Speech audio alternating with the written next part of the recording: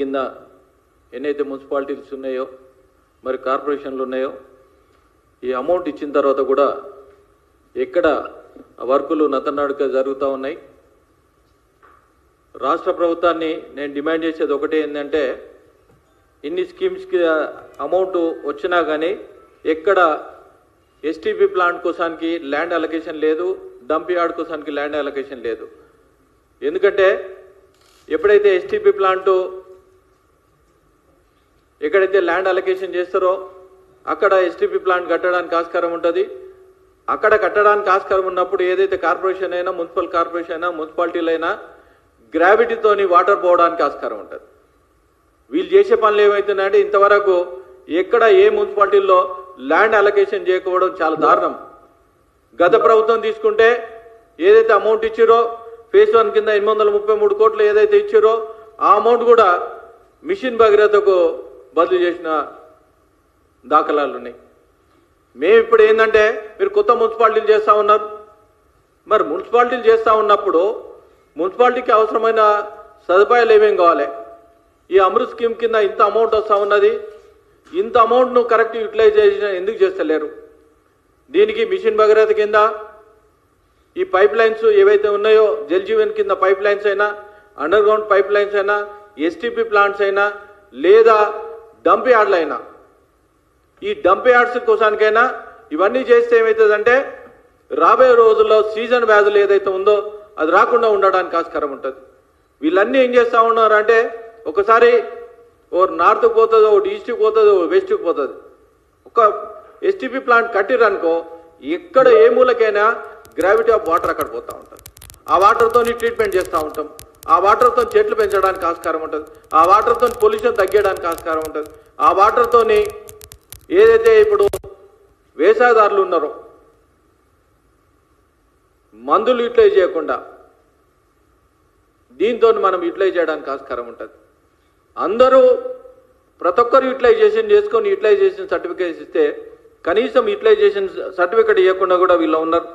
కనీసం ఈ 12 నగరాలు ఏదైతే ఎంపిక చేసిరో ఆదిలాబాద్, మన కార్పొరేషన్ కరీంనగర్, ఖమ్మం, మహబూబ్ నగర్, మిర్యాలగూడ, నల్గొండ, నిజామాబాద్, రామగుండం, సిద్దిపేట్, సూర్యాపేట్, వరంగల్ ఈ 12 నగరాల్లో ఈ ప్రవేశపెట్టిన తర్వాత కూడా మొన్న మున్సిపల్ 66 అక్కడ అమౌంట్ కరెక్ట్ వర్కులు కంప్లీట్ కాలే.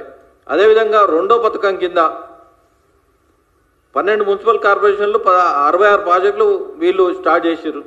833 కోట్లు ఇచ్చిన తర్వాత ఫేజ్ 2 కింద కూడా 143 మున్సిపాలిటీల్లో మున్సిపల్ కార్పొరేషన్లో 2870 కోట్లు కేంద్ర ప్రభుత్వం ఖర్చు చేసింది. అయినా కానీ ఇంతవరకు ఎక్కడ నేను ఇప్పటికైనా డిమాండ్ చేస్తా ఉన్నా, మీ భారత్ ఏదైతే చేస్తా ఉన్నారో ముందు ల్యాండ్ అలొకేషన్ చేయండి. ఏదైతే గవర్నమెంట్కి అవసరాలు ఉన్నాయో అవసరానికి బట్టి స్కూల్స్కైనా, కాలేజీలకైనా, హాస్పిటల్స్కైనా ముందు ఎస్టీపీ ప్లాంట్స్ దీనికైనా ఏది డంప్ యార్డ్లకైనా అవి చేస్తే ఏంటంటే రాబోయే రోజుల్లో ఎన్ని తరాలకైనా ఒక్కసారి అండర్ గ్రౌండ్ డ్రైనేజ్ చేసిన తర్వాత మీ రోడ్స్ రిపేర్ చేయడానికి అవసరం ఉండదు, రోడ్స్ వేయడానికి అవసరం ఉండదు. దీనికి రోడ్స్కి అమౌంట్ వస్తూ ఉన్నది, దీనికి అమౌంట్ వస్తూ ఉన్నది. మళ్ళీ రోడ్లు డిగ్గింగ్ చేసి మళ్ళీ డబ్బులు సంపాదించుకుంటూ ఉన్నారు. ఈ విధంగా మేము డిమాండ్ చేసేది ఏంటంటే భారతీయ జనతా పార్టీ తరఫు నుండి మీరు చిత్తశుద్ధితోని ఇది అలొకేషన్ చేయాలని డిమాండ్ చేస్తూ ఉన్నాం. అదేవిధంగా ప్రధానమంత్రి ఆవాస యోజన కింద ఇప్పటి వరకు ఎన్నిళ్ళు ఇచ్చినామంటే దేశం మొత్తం మీద 4 కోట్ల ఇండ్లు ఇవ్వడం జరిగింది. మొన్న ప్రధానమంత్రి క్యాబినెట్ మీటింగ్ పెట్టిన తర్వాత మళ్ళీ ఈ 4 ఇయర్స్ ఏదైతే ఉందో 3 కోట్ల ఇండ్లు ఇస్తామని కూడా ఆల్రెడీ చెప్పడం జరిగింది. దీని కింద మొన్నటికి మొన్న మనకు ప్రధానమంత్రి ఆవాస యోజన కింద ఇప్పటి వరకు 1,13,681 ఇళ్ళు అనుమతి ఇచ్చింది. ఈ అనుమతి ఇచ్చిన దానికి కేంద్ర ప్రభుత్వం నుండి 1,705 కోట్లు ఇవ్వడం జరిగింది. ఎంత నత్తనడకం జరుగుతుందంటే అలొకేషన్ కరెక్ట్ లేదు, వీళ్ళు ఒక యాప్ పెట్టిరు, యాప్లో కరెక్ట్ లేదు. దీంట్లో 1,50,000 ప్రధానమంత్రి ఆవాస యోజన కింద వస్తూ ఉన్నది. ఇంతవరకు వాళ్ళు ఇచ్చిన లెక్కల ప్రకారమే ఏవైతే 120 పట్టణాల్లో ఇవి స్టార్ట్ అయిందో ఎక్కడి వరకు బిస్మిట్ అయింది, కొన్ని అలొకేషన్ చేసిరు. ప్రతి ఎమ్మెల్యే కూడా 3500 ఇల్లు అలొకేషన్ చేసిన తర్వాత కూడా ఇంతవరకు ముగ్గు పోసిన దాఖలాలు లేవు. అంటే కేంద్ర ప్రభుత్వం అమౌంట్ ఇచ్చిన తర్వాత కూడా వీళ్ళు నత్తనడక నడిగిస్తే రాబోయే రోజుల్లో బీద వాళ్ళు, బిలో పావర్టీ వాళ్ళు ఏ విధంగా ఇల్లు కట్టుకుంటా ఉంటారు. మీరు మీ కొట్లాట ఇచ్చిపెట్టి ఎట్టి పరిస్థితుల్లో బీదోళ్ళ మీద ఎవరైతే ఉన్నారో వాళ్లకు చిత్తశుద్ధితో ఈ ఇండ్ల మీద కంప్లీట్ చేయాలని డిమాండ్ చేస్తూ ఉన్నాం. ఎంప్లాయీస్ విషయంలో తీసుకుంటే చాలా మందికి కేంద్ర ప్రభుత్వం ఇంతవరకు ఒక్క డిఏ పెండింగ్ లేకున్నా కానీ 5 డిఏలు పెండింగ్ ఉన్నాయి. అదేవిధంగా పిఆర్సీ విషయంలో తీసుకుంటే 1/7/2023 నుండి ఇంతవరకు 2 సంవత్సరాలు అయింది పే రివిజన్, ఇంతవరకు ఎక్కడ కూర్చున్న దాఖలాలు లేవు.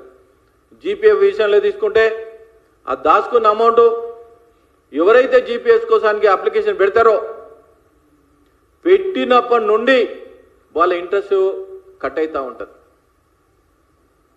దాని మీద వాళ్ళు దాచుకున్న డబ్బులు కూడా, ఎందుకంటే ఎంప్లాయీస్ మన దగ్గర సర్వీస్ చేసిన 33 సంవత్సరాలు సర్వీస్ చేస్తారు, ముందు వాళ్ళకి ప్రిఫరెన్స్ ఇవ్వాలి. వాళ్ళు దాచుకున్న డబ్బులు గిట్ట ఇవ్వకపోతే రేపు పొద్దున గవర్నమెంట్ ఏ విధంగా నమ్ముతారని డిమాండ్ చేస్తా ఉన్నాను. దాన్ని ఇమ్మీడియట్లీ ఎవరైతే అప్లికేషన్ పెట్టుకున్నారో పిల్లల పెళ్లిళ్ళ కోసానికి లేకుంటే వేరే దానికోసానికి అప్లికేషన్ పెట్టుకున్నప్పుడు ఇమ్మీడియట్లీ రిలీజ్ చేయాలని డిమాండ్ చేస్తా ఉన్నాం. అదేవిధంగా రిటైర్మెంట్ బెనిఫిట్ విషయంలో తీసుకుంటే ముఖ్యమంత్రి గారు స్వయంగా ఒప్పుకున్నారు. అప్పుడు మాట్లాడినప్పుడు 8,000 కోట్లు పెండింగ్ ఉన్నాయన్నారు. ఆ తర్వాత ఎంతమంది రిటైర్మెంట్ అయిన తర్వాత ఇప్పుడు 8,000 కోట్ల నుంచి 10,000 కోట్ల దాకా పెండింగ్ ఉన్నాయి. కాంగ్రెస్ వాళ్ళకు ఒకటే డిమాండ్ చేస్తా ఉన్నాం, రాజీవ్ యువ వికాసం మీరు మీద ఎంత శ్రద్ధ ఉందో ఎంప్లాయీస్ మీద ఎందుకు శ్రద్ధ లేదని అడుగుతా ఉన్నాం.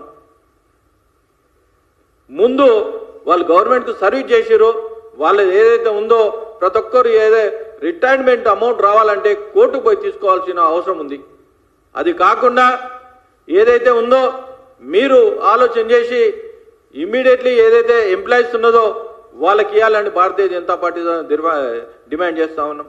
కొంతమంది అయితే ఎంప్లాయీస్ చాలా మంది చెప్తా ఉన్నారు సరెండర్ లీవ్స్ అమౌంట్ ఒక్కొరికి 1,00,000 నుంచి 3 లక్షల దాకా అమౌంట్ రావాలి. వాళ్ళకు కూడా ఇంతవరకు అమౌంట్ ఇవ్వకపోవడం చాలా దారుణం. అదేవిధంగా స్కూల్స్ ఓపెన్ అవుతున్నాయి జూన్ 12 తారీఖు నుంచి. దాన్ని ఇంతవరకు రివ్యూ మీటింగ్ పెట్టలేరు. వాళ్ళ వసతులు ఏమేం కావాలి